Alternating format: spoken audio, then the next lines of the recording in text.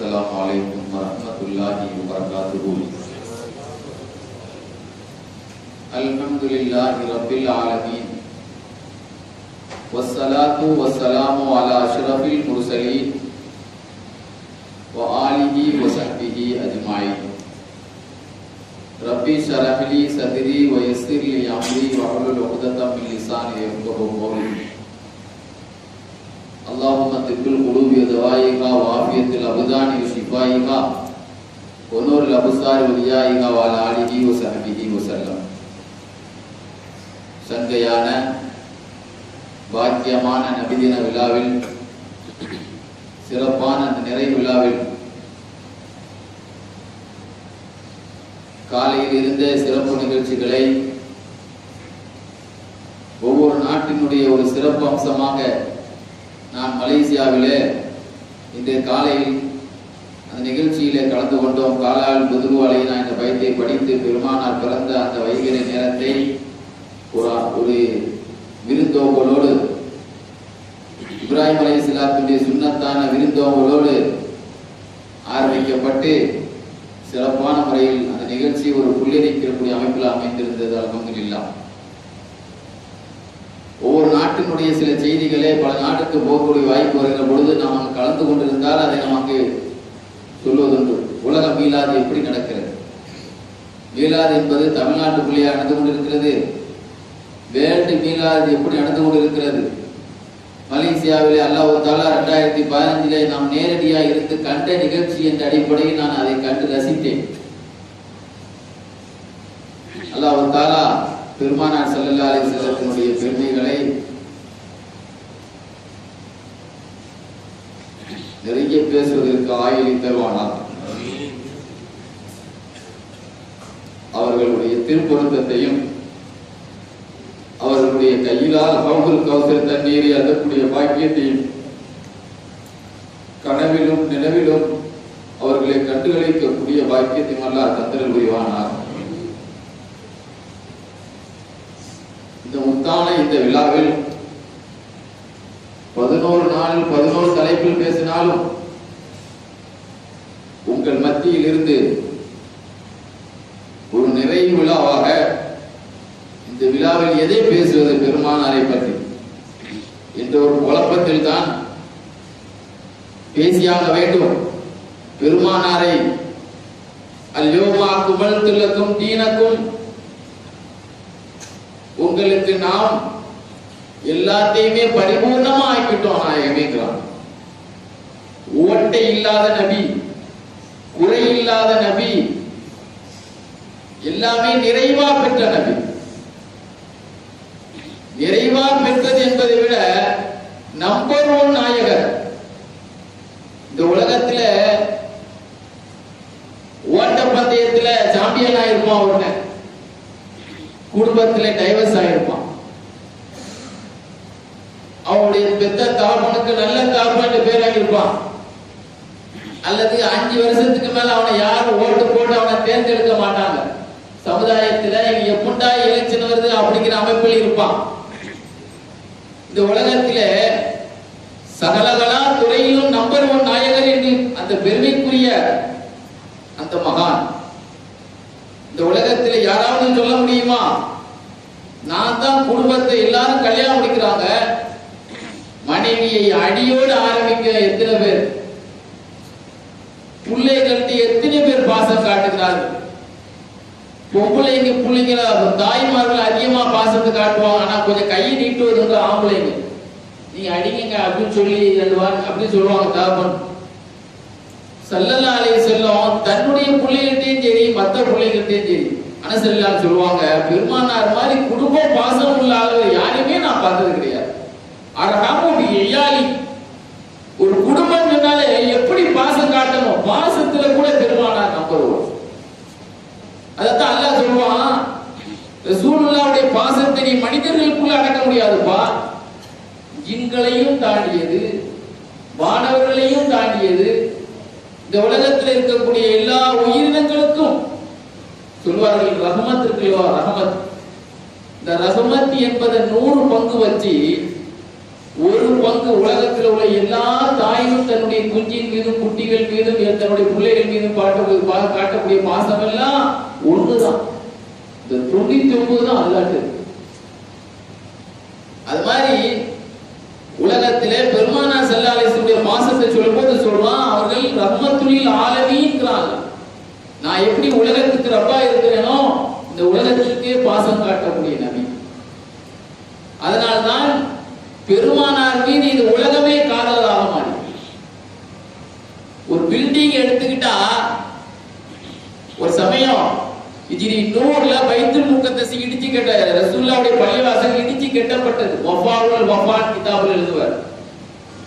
இத்தாலியில இருந்து டைல்ஸ் போடுறது, இப்ப ராஜஸ்தான்ல இருந்து மார்பிள் போடுறாங்கல்ல, நம்ம தமிழ்நாடுகள் அவன் தான் நல்லா போடுவோம்.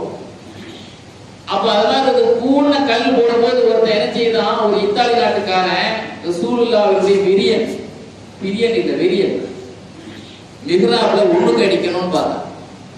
எந்த மிஹ்ராப்ல இருந்து பெருமானார் ஸல்லல்லாஹு அலைஹி வஸல்லம் நான் நடந்த பாதை மா பைன பைதி வ மிம்பரி ரௌலத்து மின் ரியாதுல் ஜினான், என் காலடி பட்ட இடம், இன்னைக்கு பச்சை கார்பெட் விரிக்கப்பட்டிருக்க இந்த இடம் நாளைக்கு சொர்க்கத்தின் ஒரு பிளாட்டாக ஆக்கப்பட்டிருக்கும் என்று ஒரு விளக்கமும் உண்டு.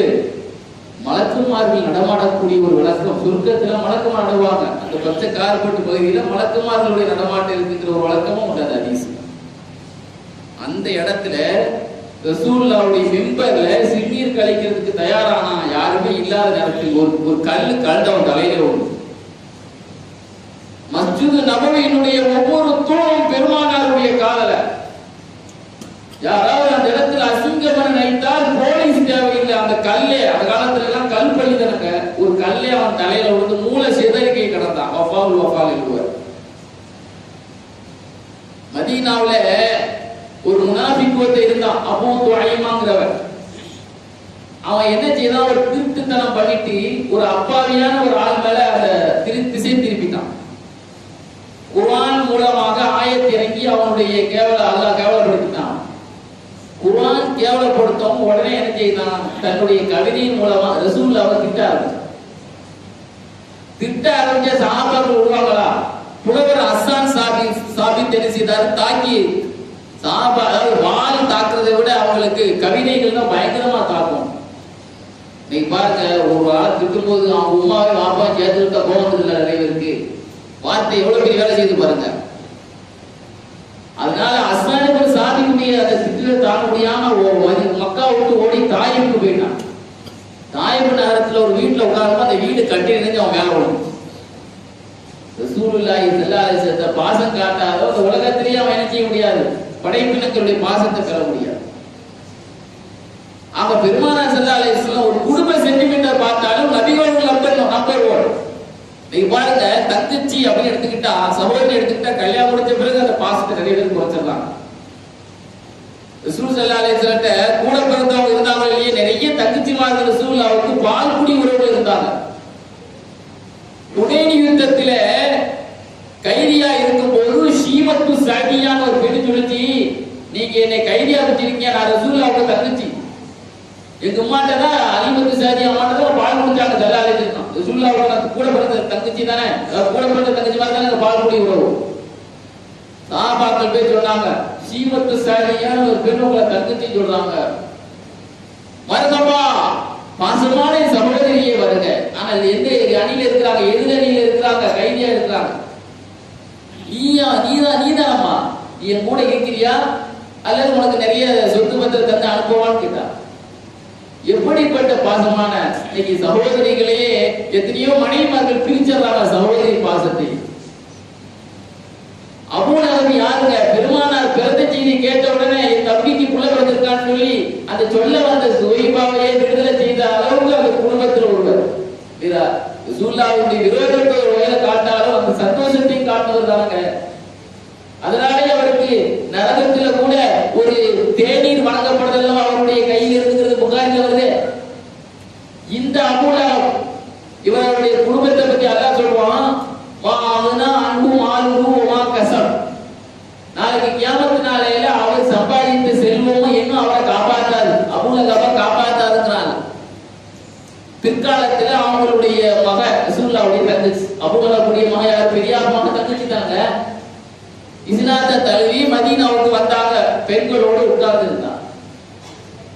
சில பொம்பளைங்க சொன்னாங்க, நீ என்னதான் மதீனாவுக்கு ஹிஜ்ரத் செய்து நாடுகளிலிருந்து வந்தாலும் உனக்கு எந்த நன்மையும் கிடைக்காது. அல்லாஹ் சொல்லிட்டாமா, உனக்கு எந்த காட்டிக்க எந்த நன்மை செய்தாலும் உங்களை என்ன செய்ய முடியாது, உங்களுக்கு அது பாதுகாக்காது. ரசூல் ஸல்லல்லாஹு அலைஹி வஸல்லம் சொன்னாங்க, ரசூலுல்லாஹ் சகோதரர்களா, நாயகமே, எங்க வாப்பா ஒரு காலத்துல வில்லனாகிறதுக்காக வேண்டி நாங்க இஸ்லாத்துக்கு வந்த பிறகு எங்களுக்கு அவமானம் தானா அப்படின்னு. என்னமா சொல்றேன், என்னை பத்தி இப்படி சில பெண்கள் பேசிக்கிறாங்க. லுகர் ஜமாத்து முடிஞ்சவன எனக்கு நேரம் உட்காருன்னு நான் சொல்றாரு. ஒரு காலத்துல குடும்ப பகையா இருக்கிறாங்க, அப்புறம் நேசமாகலாம், அதுக்காக வேண்டி பழந்து பேசிட்டு இருக்க முடியும். இப்போ நம்ம சகோதரி ரசூலுல்லாஹ்வுடைய சகோதரி எதிர்த்தமா உட்காருன்னு நாங்க லுகர் தொழுதவன நான் பயான் பண்ணுவேன், எனக்கு நேரம் உட்காருன்னு. துர்ரத் பின்த் அபீ லஹப் சொன்னாங்க, உங்களுக்கு தான் குடும்பம் இருக்கும், எனக்கெல்லாம் குடும்பம் கிடையாதோ? ஏன் என் குடும்ப விஷயத்துல என்னை தொந்தரவு பண்றீங்க? சகோதரி ஏன் இந்த மாதிரி எல்லாம் இம்சப்படுத்துறீங்க? உங்களுக்கு தான் சொந்த பந்தம் இருக்கா? எப்படிப்பட்ட நபி? நாளைக்கு கியாமத் நாளிலே என்னுடைய வறுமையினுடைய பாக்கி என்ன தெரியுமா? இன்ன ஷஃபாஅத்தி லதனாலு ஹய்யஹா வஸல்ஹப். ஏதோ யமன் நாட்டில் இருக்கக்கூடிய குடும்பத்துக்கெல்லாம் நான் பரிந்துரை செய்யும்போது என்னுடைய குடும்பத்துக்கு நான் பரிந்துரை செய்ய மாட்டேன் அல்ல. உடனே சஹாபாக்கள், யார் உங்க மனசை காயப்பட்டு சொல்லுங்க, தலையெடுத்தோம் அப்படின்னு சொன்னாங்க. ஏதோ ஒரு விஷயத்தை நிறைய பேருக்கு தெரியல, எதுக்காக ரசூலுல்லாஹ் பயான் பண்றாங்க. தங்கச்சி மீது இன்னைக்கு பேர பிள்ளைகளை கொஞ்சிறது கூட நாம அந்த அளவுக்கு பெரிய அளவுக்கு கொஞ்ச மாட்டோம். ஒரு நாள் திடீர்னு ஹசன் ஹுசைனை காணையில, ரசூலுல்லாஹ் சொல்லப்பட்ட ஹசன் ஹுசைனை காணையில உம்மு ஐமன் அம்மா வந்து சொன்னாங்க ஒரு லுகா டயத்துல. அப்படியா, இங்க 4 பேர் போய் தேடுங்க, இங்க 4 பேர் போய் ரசூலுல்லாஹ் அப்படியே அம்மா திரிச்சு போய் அப்படியே பேர பிள்ளை காணதே காணையிலேயே தேடினாங்க. தபரான்ல ஹதீஸ்ல ஒரு மலையில வேற ஏறி பார்த்தா ஒரு பாம்பு படை எடுத்து நிக்குதுங்க. ஹசன் ஹுசைன் 2 பேரும் கட்டி பிடிச்சி பயந்து போய் படுத்து கிடக்கான். ஸல்லல்லாஹு அலைஹி வஸல்லம் என்ன செய்தாங்க, மாய்ந்து கொண்டு போய் பாம்பு பக்கத்துல போனான். ரசூலுல்லாஹ் பார்த்தவன அப்படி திரும்பி பார்த்துட்டு வாயிலிருந்து நெருப்பை கக்கி கொண்டு இருந்தது அப்படின்னு எழுதுறாரு ஹதீஸ்ல. ரசூலுல்லாஹ் திரும்பி பார்த்தவன அப்படியே பின்னாலேயே பேசினான். சொன்னாங்களாம், என்ன மரியாதை உங்களுக்கு அப்படின்னு சொல்லிட்டு இந்த தோல்ல ஒரு பிள்ளை இந்த தோல்ல ஒரு பிள்ளையை தூக்கிட்டு வச்சுட்டு என்ன செய்வாங்களா, சந்தோஷமா தூக்கிட்டு வந்தாங்க 2 பேர பிள்ளை. பேரங்களை கொஞ்சம் கூட ரசூலுல்லாஹ் முகர் ஜமாத்திலேயும் இஷா ஜமாத்திலே இருக்கும்போது பேர பிள்ளைகள் வந்து மேல வந்து படுத்துருவார்கள். அவர்கள் இருவரைக்கும் சுஜூதிலே இருப்பாங்க. அதெல்லாம் ஏதாயுமே சுஜூத நேரத்தில் நீட்டிங்க பிள்ளைங்க இருந்தாங்க கீழே விழுந்துடக்கூடாது. சில நேரத்தில் கையை விரிப்பாங்க உள்ளோடி போட்டுங்கிறதுக்காகவே. நம்மளா இருந்தா தொழுக முடிஞ்சவன அடினாலும் அடி, அப்படி ஒரு அடியை போடுவோம் முசல்லால வச்சு. இந்த மாதிரி ஒரு குழந்தைகள்கிட்ட குழந்தையாக மாறிடுவாங்க பெருமானா ஸல்லல்லாஹு. தாய், இன்னைக்கு தாய் பாசம் உள்ளவங்க யாருங்க? தாயை கவனிக்கிறதா என்னங்க? தனி குடித்தனம் இருந்தாலும் மூத்து வரைக்கும் நாம கொடுக்குற சாப்பாடு தாங்க அவங்க சாப்பிடணும். அதாங்க தாயை கவனிக்கிறது. அவங்க எந்த வீட்லயே இருந்துட்டு போகணும். ரசூலுல்லாஹ்வுக்கு தாய் இல்லைங்கிறோம், எத்தனையோ வகை தாய் உண்டு. ரசூலுல்லாஹ்வை தூக்கி வளர்த்த தாய் உண்டு, பால் கொடுத்த பல தாய் உண்டு. சுவைபத்துல் அஸ்லமியா அம்மா பால் கொடுத்த தாய், ஹம்ஸா ரலியல்லாஹு பால் கொடுத்தாங்க அவங்களுக்கு. உம்மு ஐமன் அம்மா, பாத்திமா நாயி, அமினா அம்மா வஃபாத்தான உடனே அந்த ஜனாசாவை அடக்கிட்டு அந்த குழந்தையை தூக்கிட்டு வந்தது யார்? அப்துல் முத்தலிப்க்கு ஒப்படைச்சது யார்? உம்மு ஐமன் அம்மா. அதே மாதிரி ரசூல் ஸல்லல்லாஹு அலைஹி வஸல்லத்துக்கு வந்து அலிமத்து சாதி அம்மா, எஸ்ர தாய். ஒரு சமயம் ஒரு பல கபர்களுக்கு மத்தியில் ரசூலுல்லாஹ் ஒரு கபர்ல போய் ரொம்ப நேரம் நின்னார்கள். நாங்கள் அப்படியே கீழே உட்கார்ந்துட்டோம். பல கபர்களுக்கு மத்தியில் கடந்து சென்ற நாயகம் ஒரு கபர்ல போய் நீண்ட நேரம் நின்றார்கள். நாங்கெல்லாம் உட்கார்ந்துட்டோம். அழுதுகிட்டே நின்னான். அப்ப எங்கள்கிட்ட வந்து பிறகு கேட்டாங்க, நாயகம் ஏன் அழுதுறீங்க? ரசூலுல்லாஹ் அழுதுட்டா சஹாபாக்கள் அழுதுவாங்க, ரசூலுல்லாஹ் சிரிச்சிட்டா சஹாபாக்கள் சிரிப்பாங்க. அவங்க அழுகிறதுக்கு காரணம் உண்டு. ரசூலுல்லாஹ் அழுகிற நிலையில் பார்த்தா சஹாபாக்கள் கண் கலங்கிடுவாங்க.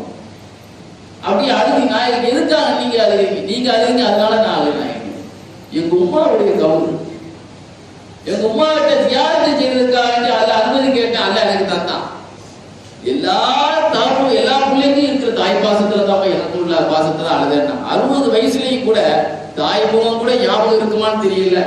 நீங்க படிக்க வச்சு கல்யாணம் முடிக்க வச்சு சொத்து சேர்த்த பிறகு கூட பேச்சுவார்த்தை இல்லாம ஒழுங்கா பணம் அனுப்பாத எத்தனை பேர்? பாத்தியாவே ஓதக்கூடாது என்று முடிவு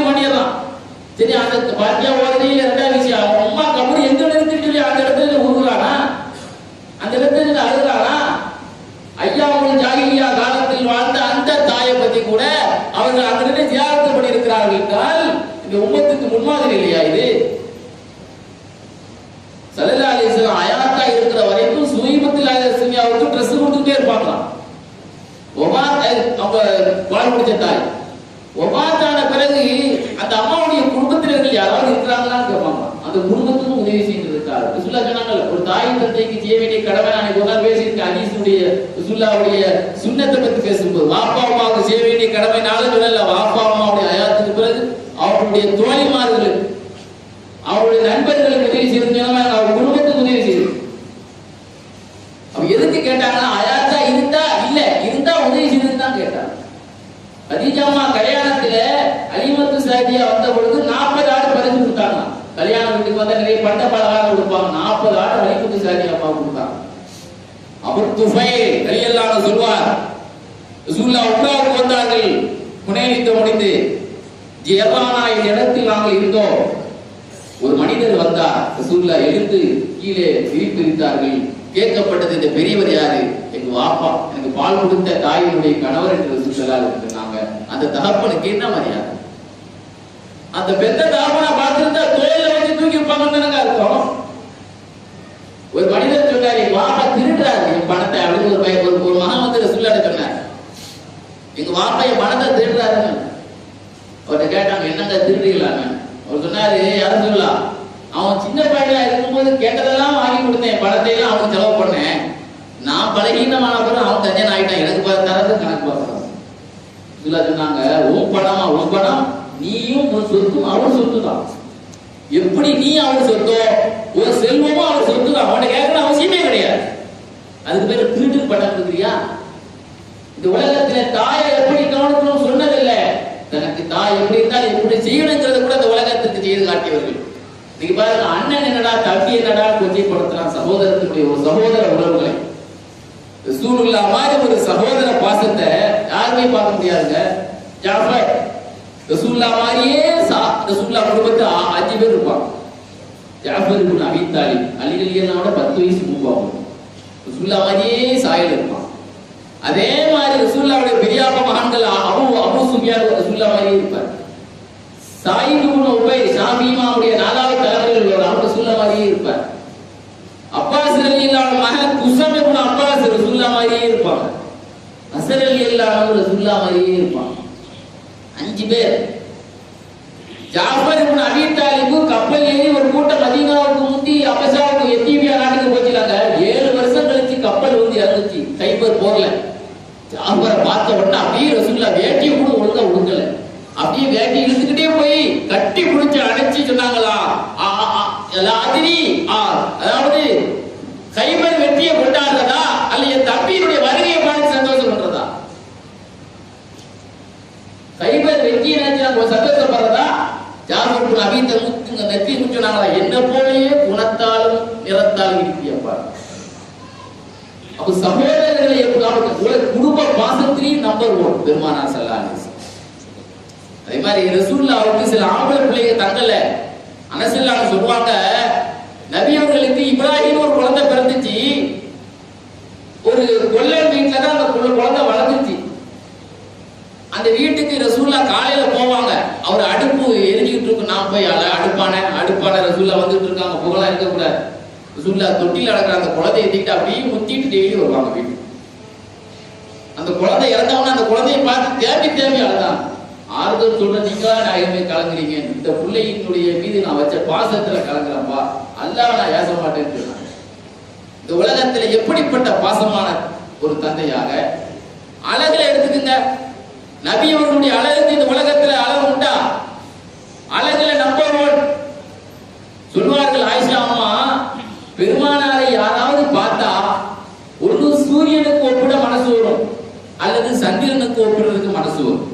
இந்த 2 தவிர வேற ஒன்றும் கற்பனைக்கு வராது. நீங்க வேற எங்கேயெல்லாம் வரலாறு முன்னுக்கெல்லாம் போக தேவையில்லை, ஹதீஸிலேயே எடுத்து பாருங்க. ரசூலுல்லாஹ்வுடைய நபிமார்களின் தலைவரின் சிறப்புன்னு ஒரு பாடமே வருது மிஷ்காத் ஷரீஃப்ல. ஒவ்வொரு சஹாபியும் சொல்வார்கள். ஜாபிர் இப்னு சம்ரா சொல்வார், பெருமானாரை ஒரு 14ஆம் நிலவு என்று பார்த்தேன், ஒரு சிவப்பு ஆடையில். என்ன அழகு!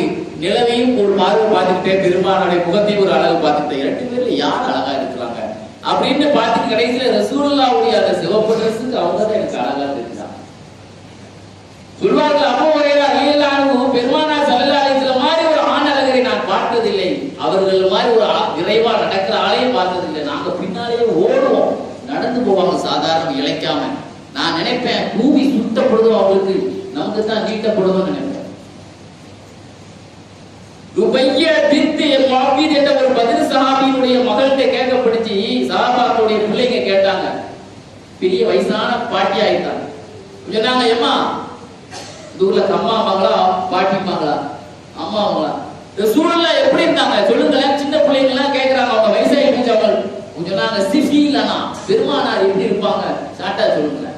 சொன்னாங்க, ரசூலுல்லாஹை பார்த்தால் அவர் முகத்திலே சூரியன் உதயமாக இருப்பதை நீ பார்க்கலாம்.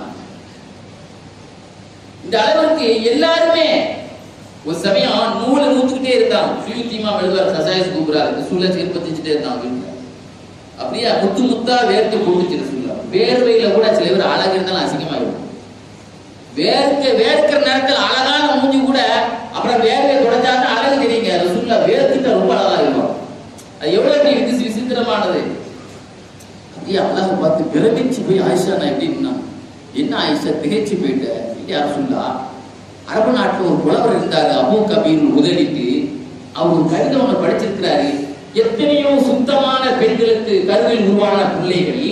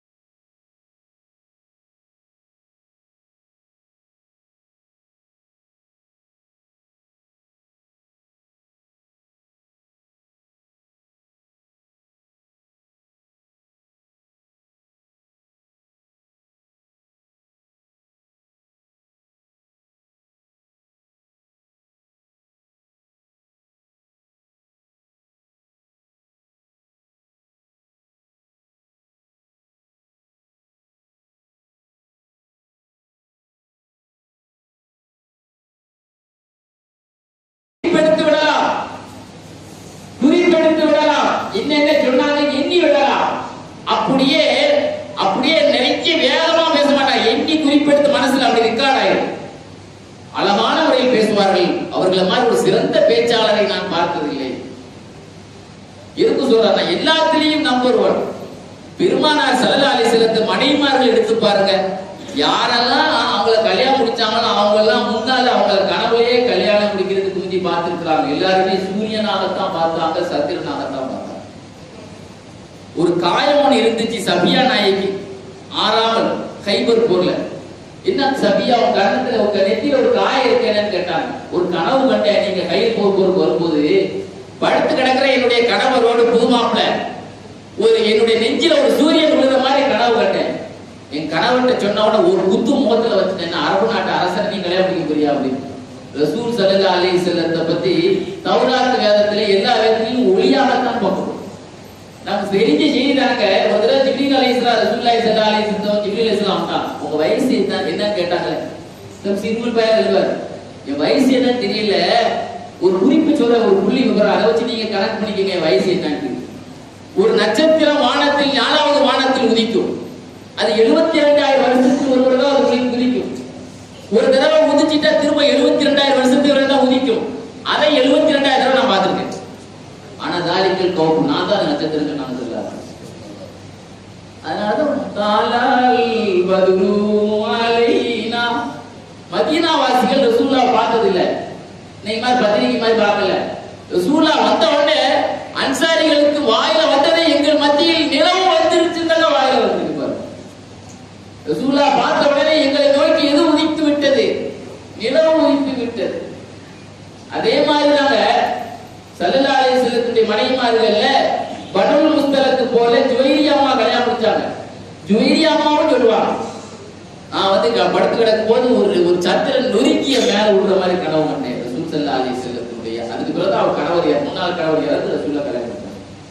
சரி, ஆயிஷா நாயினா எப்படி பார்த்தாங்க ரசூலுல்லாஹ் சொன்னாங்கல்ல. ஆயிஷா நாயினா ஒரு மூணு என்னுடைய வீட்டுல மடியில 3 நெளிச்சு சத்திரன் விழுற மாதிரி கனவு கண்டேன். வாப்பாட்ட சொன்னாங்க, உன்னுடைய வீட்டுல சிறந்த ஒருவர் அடக்கப்படுவார். ரசூலுல்லாஹ் வஃபாத்தான பிறகு சொன்னாங்க, அந்த 3 நட்சத்திரத்துக்கு சிறந்த நட்சத்திரம் இதுதான் அப்படின்னு சொன்னாங்க. அப்புறம் ரசூலுல்லாஹ்வை கனவில் கண்டவர்கள் எல்லாம் அந்த காட்சி கனவு உலகத்தில் கூட அதுக்கு அழகான ஒரு பொருள் தான். சும்மா கவிஞன் இலவு அது மாதிரி பெண்ணுக்கு சொல்லுவான், அதெல்லாம் கற்பனைக்கு அவர் ஐஸ் வைக்கிறது அவர் காதல் பண்றதுக்காக சொல்றது. ஆனால் உண்மையான அழகு நறுமணம். சில பேர் பாருங்க வேர்த்திட்டா பக்கத்திலேயே நிக்க முடியாது. அது குறிப்பாக நம்ம அக்கு பகுதி வேர்வையெல்லாம் பாருங்க. இது என்ன அதிசயம்னா ரசூலுல்லாஹ்வுடைய அக்கு பகுதி கஸ்தூரியா மனம். வேர்வை மணக்கிறதே அது சொர்க்கவாசியினுடைய டைப். அது சொர்க்கவாசிகளை பத்தி ஹதீஸ்ல எழுதுவாங்க. ரசூலுல்லாஹ் சொல்றாங்க, அரஷுஹும் அவங்க சாப்பிடுற சாப்பாடுலாம் அங்க டாய்லெட் இருக்காது, சாப்பிடுற சாப்பாடெல்லாம் வேர்த்துரும். ரஷுஹும் அது மிஸ், அந்த வேர்வையை கூட துருநாட்டு வீச பனியனை கலத்தி தோக்கி போடுற அளவுலாம் இருக்காது, அதுலயும் மணக்கும், அந்த பனியனையும் மணக்கும், கூட ஒரு தடவை போற மாதிரி. அந்த மனம் மறுமையில தான். ஆனா இந்த உலகத்திலேயே பெருமானார் மேல மனம் சரி. அந்த அதிசயில என்ன சொல்லிட்டான், இது பகத்தறிவுக்கு அப்பாற்பட்டது, அதனால இதை ஏத்துக்கிற கூடாது. பக்தி பூர்வமான அதிச பார்த்தா இது பகத்தறிவுக்கு ரமன்னா பகத்தறிவின் தந்தைக்கு கொள்கையில் இருக்கமா அல்லது பெருமானாருடைய நமக்கு தீனி தந்தையா இருக்கிறாங்களா யோசனை பண்ணி பாருங்க. இல்லன்னா பக்கத்து உம்மு சுலைமாமா ஏங்க வேர்வை வலிக்கணும், என்னவா அந்த வேலை பாக்குறேன்னு கேட்டாங்க. யாரும் சொல்லலாம், உங்க வேர்வை என்ன மனது நடுச்சு பறக்கத்துக்கு சிவியாடினா எங்க பிள்ளைகளுக்கு பறக்கத்து கிடைக்க வேண்டாமா, அது அத்தியமும் தீபா இருக்கு, நல்ல மனது அசக்தி, நீ செய்யறது சரியான வேலைக்கு நான் சொல்றாரு. எப்படிப்பட்ட ஒரு பக்தி சொல்வார். பனு ஹரிஷி குடும்பத்தை சார்ந்த ஒரு மனிதன் விபச்சாரம் செய்து விட்டார் என்பதற்காக கல்லால் அடிக்கப்பட்டது. ஒரு ஆள் உயிரோடு விட்டு கல்லடி காட்ட சின்ன பிள்ளைங்க பயந்துல பயந்து போன சூழ்நிலை அப்படியே அக்கு பயில அடைச்சுக்கிட்டாங்க. அப்ப அப்படியே முகத்துல வலிச்சுக்கிட்டே இருக்கு ரசூலுல்லாஹ்வுடைய வேர்வை கஸ்தூரியை போல. இது மணக்குமா? சஹாபாக்கள்ல உத்துபத்து இப்னு ஃபர்கத்து சுலைமின் ஒரு சஹாபி பத்தி எழுதுவார். தபரானில மஜ்மு ஸவாயித் ஹதீஸ்ல வரும். என் மகளுக்கு கல்யாணம் வச்சிருக்கிறேன், ஏதாவது உதவி செய்யல நான். தற்பொழுது எனக்கு எதுவும் இல்ல, பொண்ணு மாப்பிள்ளைக்கு மனம் ரொம்ப முக்கியம். மாப்பிள்ளைகள் பொண்ணு நல்ல மனமா இருப்பாங்கல்ல, மனம் ரொம்ப முக்கியம். பைனான்ஸ் ஒண்ணும் இல்லை, ஆனா நாளைக்கு வா ஒரு பெரிய கண்ணாடி பாத்திரம் தூக்கிடுவா, சின்ன பாட்டில் அத்தர் பாட்டில் சின்ன பாட்டில் பெரிய பாட்டில் தூக்குவா, வாய்ப்பு அகலமானத கையில ஒரு குச்சியை தூக்கிடுவான்னு நாங்க ரசூல் ஸல்லல்லாஹு அலைஹி வஸல்லம். நான் பள்ளிவாசல்ல இந்த இடத்துல உட்கார்ந்துருப்பேன், இந்த வாசல்ல உட்கார்ந்துருப்பேன். வந்த உடனே அப்படியே வேர்வையை காப்பி பார்க்க, அதுவே ஒரு அதிசயம். அப்படிதான் நமக்குலாம் வேர்க்கவே செய்யாது. நமக்கு அப்படியே வலிச்சு வலிச்சு ஊத்துனாங்க. இதை அவருடைய கணவர்கிட்ட போற நேரத்துல இதை பூசிக்கிற சொல்லுன்னு சொன்னாங்க.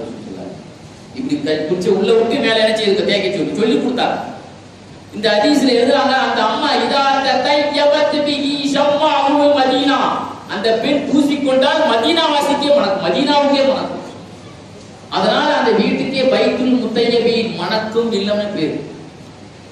இன்னைக்கு மதீனாவுக்கு எத்தனையோ பேர் இருக்குங்க, பழைய பேர்ல தொய்யிபா, மதீனத்து முனவ்வரா, மதீனத்து தொய்யிபா, மணக்கும் மதீனா. சொல்வார்கள் அனஸ் ரலியல்லாஹு அன்ஹு, பெருமானார் என்று உள்ளே நுழைந்தார்களோ அல்லாஹ்வுள்ள செய் மதீனாவுல எல்லா பொருளும் பிரகாசமானது. பெருமானாரை என்று மண்ணுக்குள் வைத்து நாம் மண்ணை தள்ளினோமோ எங்கள் உள்ளத்தில் உள்ள ஒளி கூட வெளியே போன மாதிரி இருந்தது. ஒரு வகையான இருட்டை நாங்கள் மதீனாவில் உணர்ந்தோம், உள்ளத்திலும் உணர்ந்தோம், ஊரிலும் உணர்ந்தோம். அப்ப என்ன அர்த்தம் தெரியும் பார்த்தீங்களா? அப்ப எல்லாமே நேச்சுரலா எல்லா பொருளும் எங்களுக்கு தெரிந்தது. இல்ல அபூதாவுடைய ஹதீஸ் தான். பாருங்க, இதே அந்த சஹாபி உத்துபத்துக்கு ஃபர்தத்து சொல்லி அவர் அத்தர் போட மாட்டார், எண்ணெய் மட்டும் தான் பூசுவாருங்க. ஆனா அவர் 4 மனைவி, அந்த 4 மனைவிகளும் போட்டி கூட்டுக்கிட்டு நம்ம கணவரை நம்மளதான் அதிகமா நேசிக்கின்றதுக்காக உயர்தரமான அத்தரை பூசிக்கிட்டு பக்கத்துல போய் நிற்பாங்க. என்ன மட்டும் பூசிக்கிட்டு அவர்களால வரமாட்டாங்க. குஞ்சாதிமார்களுடைய அத்தரை விட அவருக்கு தான் மணக்கும். கேட்டாங்க, நாங்க 4 பேரும் உயர்ந்த அத்தரை போட்டுக்கிட்டு முன்னால வந்து நிக்கிறோம், ஆனா நீங்க வெறும் எண்ணெயை மட்டும் பூசிக்கிட்டு எங்க வேலை விட மணக்கிறீங்க. அவங்க சொன்னாங்க, நான் எண்ணெயை தான் போட்டிருக்கேன், இந்த மனத்துக்கு பெருமானார் தான் காரணம். ஒரு சமயம் எனக்கு உடம்பெல்லாம் ஒரு அலர்ஜி மாதிரி இருந்துச்சு, ஒரு அரிப்பு ஏற்பட்டது. ரசூலுல்லாஹி ஸல்லல்லாஹு அலைஹி வஸல்லம் போன உடனே துணியை முன்பின் துவாரத்தில் ஒரு துண்டை கட்டிட்டு முன்னால படுன்னு சொன்னாங்க. அப்படியே எல்லா இடத்தையும் தேய்ச்சி விட்டாங்க. அதுல இருந்து அந்த அலர்ஜியும் போயிருச்சு, இந்த மாதிரி சுமலிய உடம்புல வந்துருச்சு. சொல்வார்கள் அனஸ் ரலியல்லாஹு அன்ஹு, மாஷமத்து அம்பரன் வலா மிஸ்கன் அத்யபு மின் தைஹி. ரசூலுல்லாஹ்வுடைய கைய மாதிரி ஒரு மனமானதை நான் உலகத்துல எந்த அப்பர் மனத்தை நான் பார்த்ததில்லை. பக்கத்துல 10 வருஷம் கூட இருந்து பார்த்த அரசு. இது மாதிரி பெருமானார் மனத்திலும் நம்பர் 1, நறுமணத்திலும் நம்பர் 1.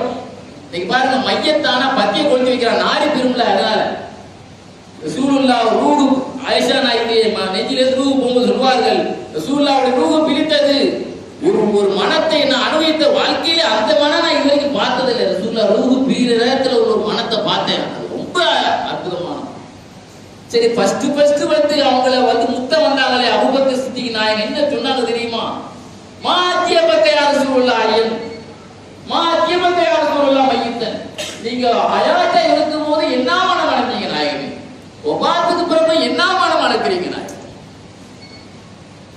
சரி, ஜனாசா குளிப்பாட்டும் போது கூட மூக்குல நிறைய ஜனாசா குளிப்பாட்டும் போது நிறைய மூடிக்குவாங்க நிறைய பேர். என்ன சொன்னாங்க தெரியுமா? அலிகளி எல்லாரும், யார சொல்லலாம் திகுத்த ஐயா அப்படின்னு.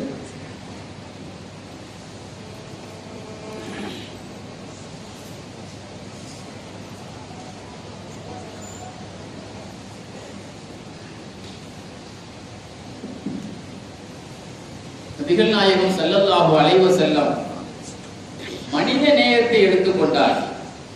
ஒரு மனிதன் எப்படி மதிக்க வேண்டும், நடத்த வேண்டும். நீங்க பாருங்க, பணம் உள்ளவனுக்கு ஒரு மரியாதை, பணம் இல்லாத ஒரு சொந்த பந்தத்தை, ஏழை குடும்பத்தை, சில வசதி உள்ள குடும்பங்கள் தங்க குடும்பத்துக்காக தான் நினைக்கிறதே கிடையாது, தங்க காரியத்துல சேர்க்கிறதே கிடையாது. ஏன்னா இவங்கெல்லாம் நம்ம குடும்பத்துக்கு வந்தா நமக்கு மரியாதை இல்லை அப்படிங்கிற அமைப்பில் நினைப்பாங்க. அதே மாதிரி பர்சனாலிட்டியை பார்த்தா இன்னைக்கு விமான நிலையத்தில் வேலைக்கு ஆள் இருப்பான். ஆனால் ஸல்லல்லாஹு அலைஹி வஸல்லம் தனக்கு ஒரு நிதி அமைச்சரை பிலால் ரலியல்லாஹு அன்ஹு ஆக்கி. ஏன் அரபு நாட்டில் எத்தனை பேர் இருக்கிறாங்க? ரசூலுல்லாஹ் குடும்பத்திலே ரசூலுல்லாஹ் மாதிரி 1000 பேர் இருக்கிறாங்க. ரசூல் ஸல்லல்லாஹு அலைஹி வஸல்லம் கேட்கப்பட்டது, யார் ரசூலுல்லாஹ் கைஃப நஃபகத் பிலால் ரலியல்லாஹு, ரசூலுல்லாஹ்வுடைய பொருளாதாரத்தை பத்தி சொல்லுங்களேன். சொன்னாங்க, நிதியை பத்தி கேட்குறீங்க, எப்பொழுதுமே வரதை விட பற்றுல தான் நிறைய இருக்கும் ரசூலுல்லாஹ்வுடைய அக்கௌண்ட். சில பேர் இஸ்லாத்துக்கு வந்துருவாங்க, அவங்களுக்கு உதவி செய்யறதுக்கு ரசூலுல்லாஹ் ரூபாய் இருக்காது, அவங்களுக்கு ட்ரெஸ் கொடுக்கணும், உதவி செய்யணும், கடன் வாங்க சொல்லுவாங்க. அவங்க வேற நான் ஜாமீன் போய் கடன் வாங்கி வருவேன், ஏதாவது உதவி இருந்தா கிடைச்சிவாங்க கொடுக்க சொல்லுவாங்க. ஒரு சமயம் ஒருத்தர் திடீர்னு ஒரு வியாபாரி வந்தான், சில்லற கடன்லாம் யார்ட்டையும் வாங்காத, மொத்த கடனா நானே தரேன், என்கிட்டயே வாங்கிக்க பிள்ளாரு சொல்லிட்டு போயிட்டான். ஒரு மாசம் தவணையில ரசூலுல்லாஹ் பேர்ல உள்ள கடனை நான் ஜாமீன் போட்டு வாங்கியிருந்தேன். 3 நாள் இருக்கும்போது இஷா நேரத்துல வந்தான். பிலால் ஞாபகம் இருக்கா? 3 நாள் தான் இருக்குது.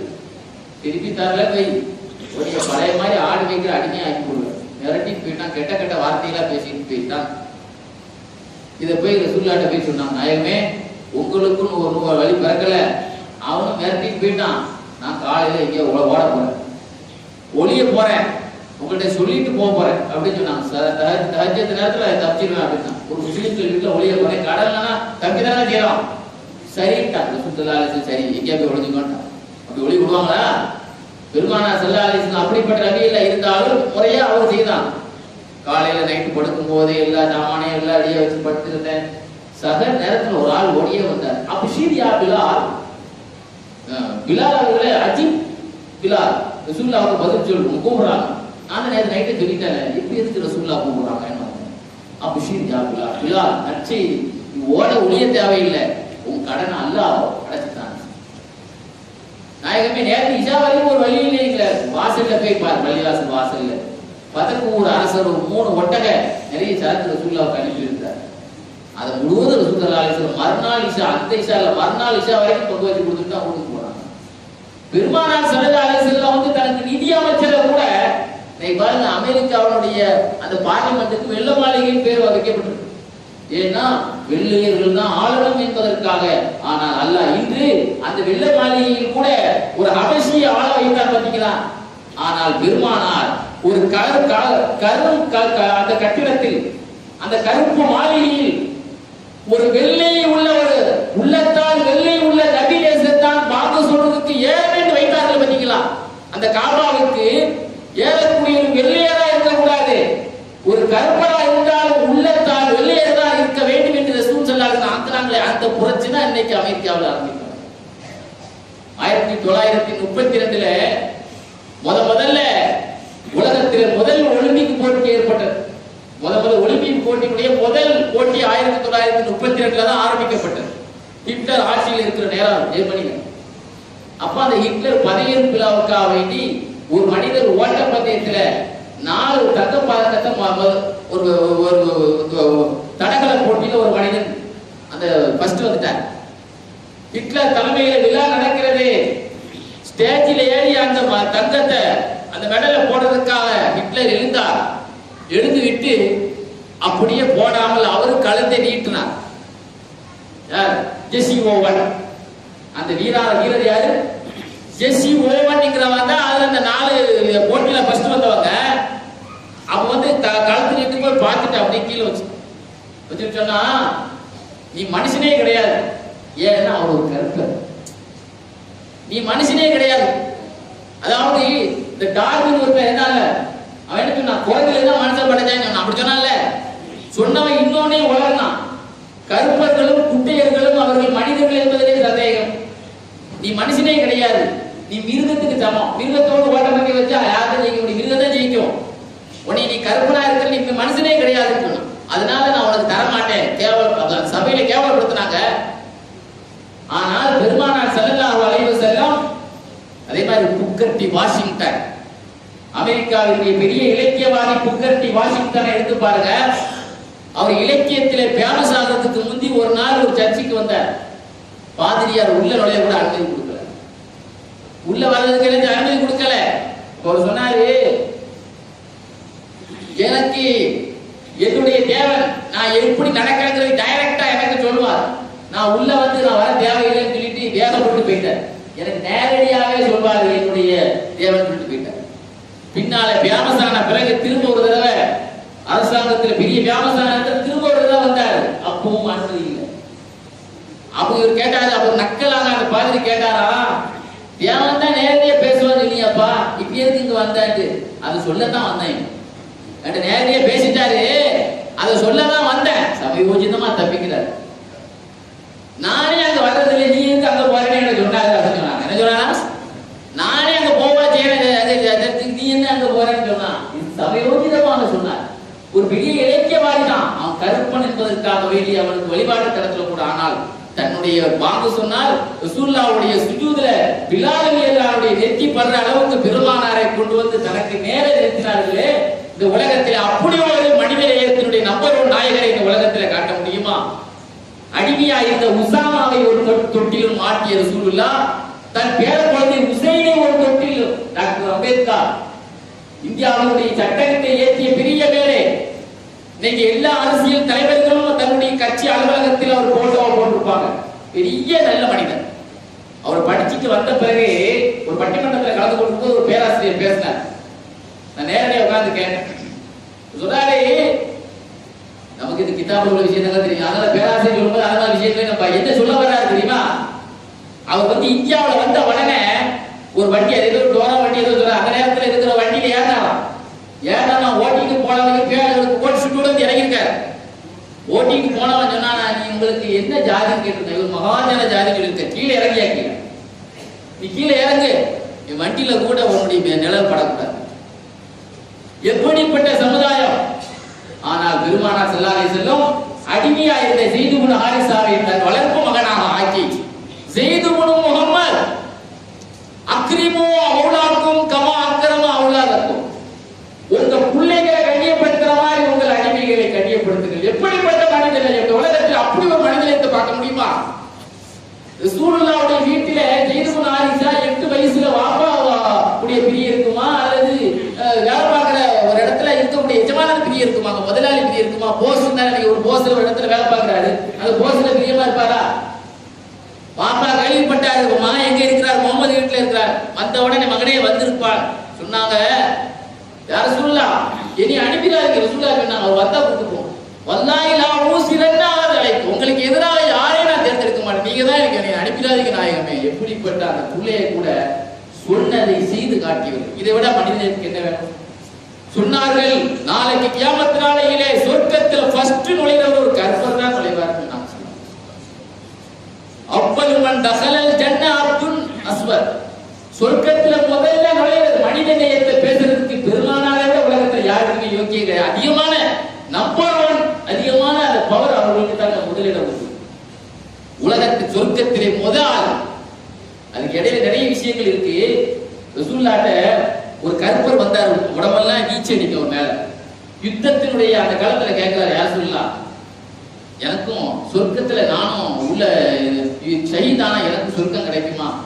என் மேல நாத்தமா இருக்கு, என்னுடைய ட்ரெஸ் நார்மலா இருக்கு, என்னுடைய கோலமும் அலகோலமான நிறம், நான் சொர்க்கத்துல உள்ள போன ஷஹீதானா என்ன கிடைக்கும், உனக்கு சொர்க்கம் கிடைக்குமா? உடனே போய் ஷஹீதானா அந்த ஜனாசாவை பார்த்து ரசூலுல்லாஹ் என்ன சொன்னாங்க தெரியுமா? அல்லாஹ் உன்னுடைய உடம்பை மனமாக்க, உன்னை அழகாக்க, உனக்கு அல்லாஹ் வசதியா ஆக்க.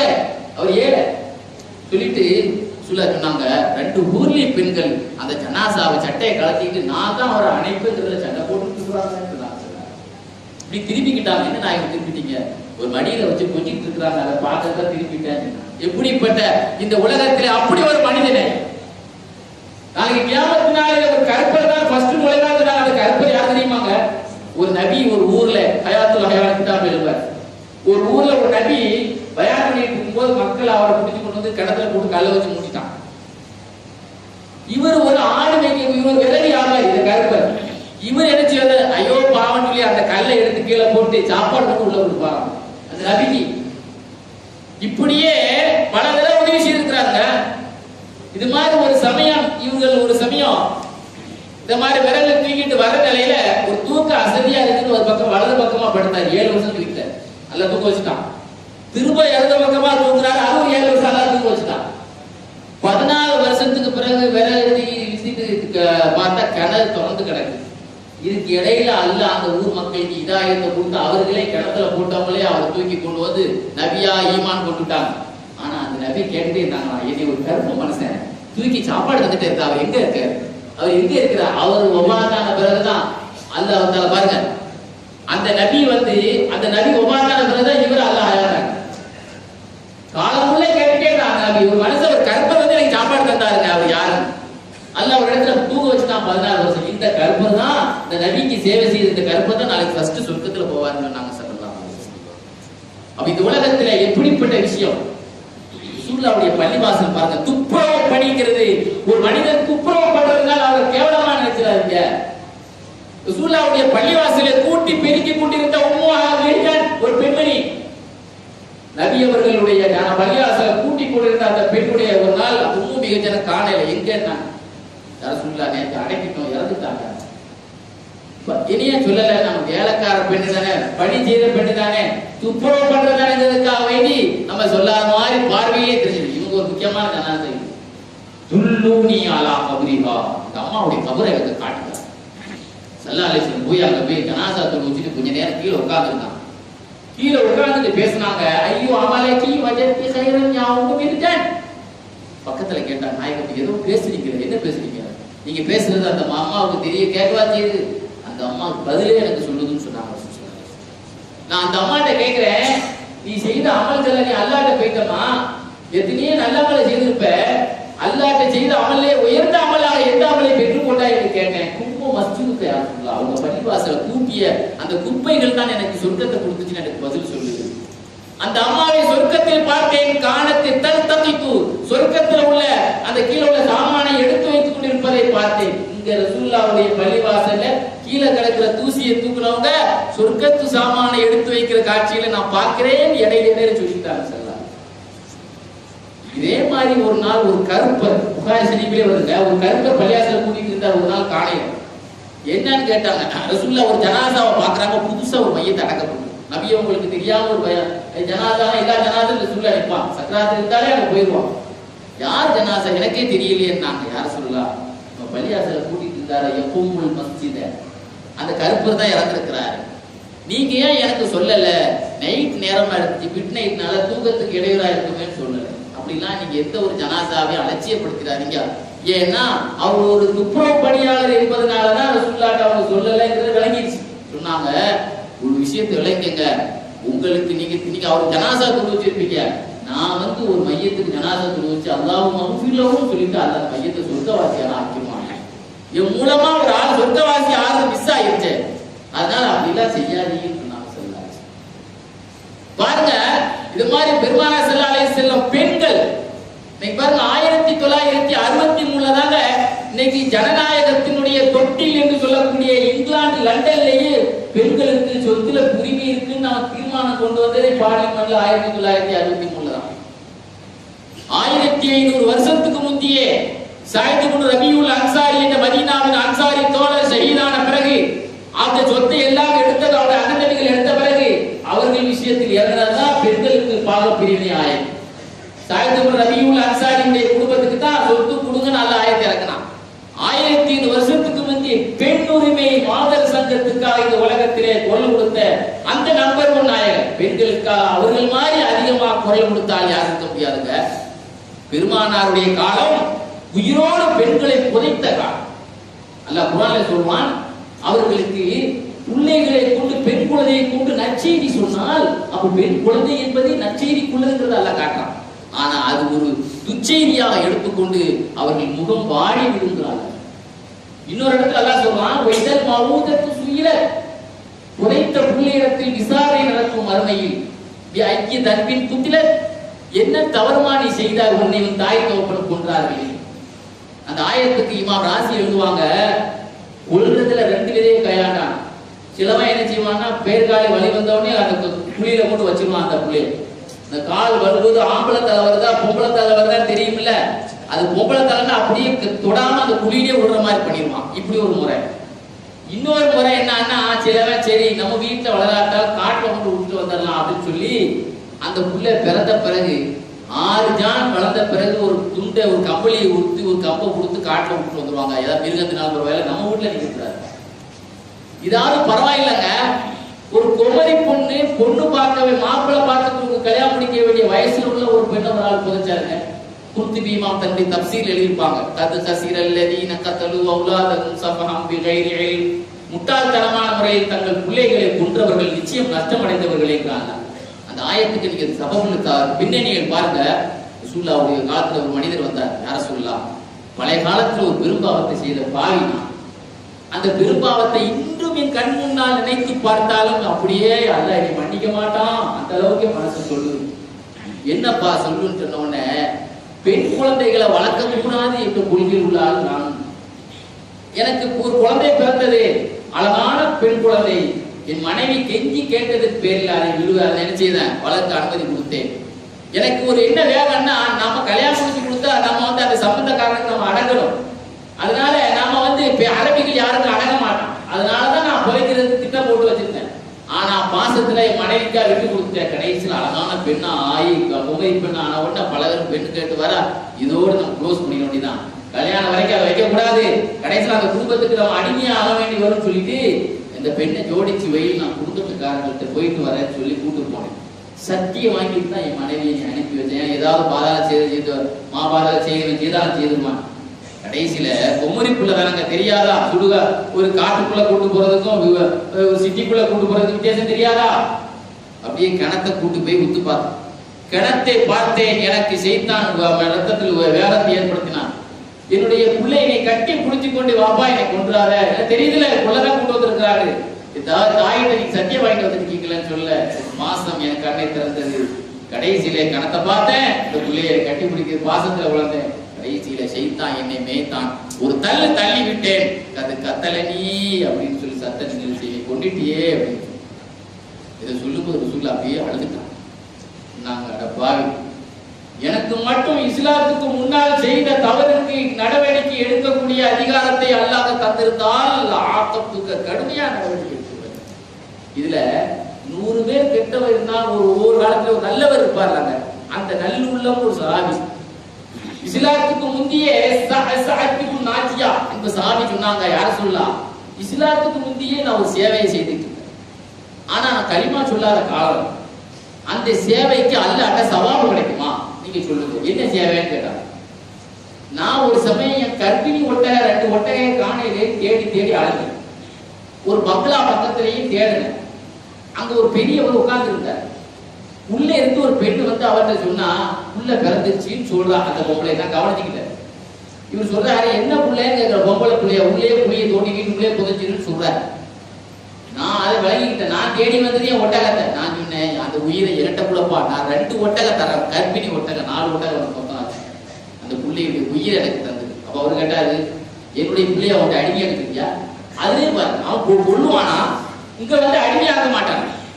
இல்லப்பா, நீ பெரிய மனுஷனான நீனே வாங்கிக்க, பெரிய பிள்ளையாக பாசத்துல வந்தா கேட்டா தந்துடுறேன், ஆனா இப்ப கொன்றாதப்பா, 4 ஒட்டகை தர அந்த பிள்ளை உயிரை நான் வாங்கிக்கிறேன்னு சொல்லி இந்த மாதிரி 300 புதைக்க இருந்த பிள்ளைகளை போய் நான் கபூர் தோட்டோடைய பிள்ளைகளை காப்பாற்றிருக்கேன். பாருங்க, ஒரு பிள்ளைக்கு 4 ஒட்டகம் கொடுத்தா என்ன ஆச்சு?